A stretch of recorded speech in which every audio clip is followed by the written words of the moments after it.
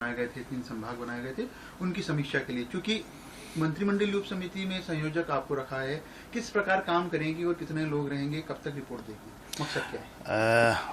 मैं अभी कल बनाया है। निश्चित रूप से मैं सभी हमारी समिति के सदस्यों से बैठ के और हम बात करेंगे और हर जगह की समीक्षा लेते हुए और जो भी प्रशासनिक ढांचा किस प्रकार है, उसका सीमांकन किस प्रकार से किया है, जहाँ तक मैं मानता हूँ कि उन्होंने आनन फानन में जिस तरह से काम किया है उस पर निश्चित रूप से समीक्षा करके और उस पर सुधार किया जाएगा और हमारी समिति की रिपोर्ट जो होगी वो निश्चित रूप से सरकार को पेश की जाएगी। डिप्टी सीएम साहब, आपको लगता है कि पिछले विधानसभा चुनाव के लास्ट मूवमेंट में अशोक गहलोत सरकार ने 17 नए जिले बनाए, 3 संभाग बनाए, तो ये कहीं ना कहीं राजनीतिक रूप से फायदा पाने के लिए जल्दबाजी में उठाया हुआ कदम था? आपको लगता है कि इसके लिए पूरी व्यवस्था है राजस्थान सरकार की ओर से कर ली गई थी, प्रशासनिक स्तर पर ढांचा तैयार हो गया? मैं कह रहा हूं कि इन्होंने जितने भी पिछली सरकार ने जितने भी निर्णय लिए हैं और ये काम किए हैं, निश्चित रूप से इनको बिना समीक्षा के, बिना व्यवस्था के इन लोगों ने किया है। जिस तरह से इन्होंने मेरे शिक्षा विभाग में कॉलेजें खोली है, उन कॉलेजों में कोई इन्होंने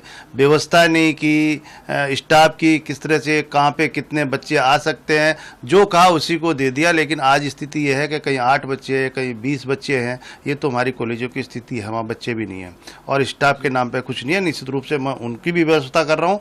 और जिले की जहाँ तक मैं आपको बताऊँ, जिलों की, मेरा दूदू जिला एक छोटा सा जिला, विधानसभा को अगर इतनी बात मानी तो मैं धन्यवाद देता हूँ, लेकिन इतनी भी मान लेना चाहिए कि उसका परिसीमन बढ़ाना भी चाहिए था उनका बहुत बड़ा।